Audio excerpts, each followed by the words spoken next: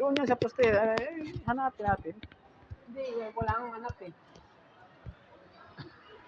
Ang nap yan, doon banda sa May, sa flight. Ano?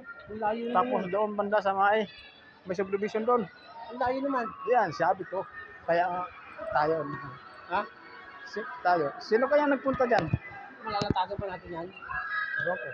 Yun o, tingnan mo. Diyan sa highway na yan. Dyan.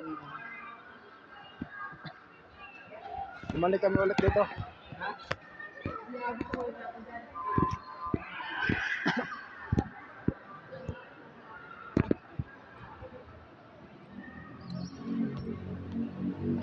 Pre, tingnan muna natin yung kanto. Yung poste nito. Lahat ng poste sa gilid nila. Dito siguro.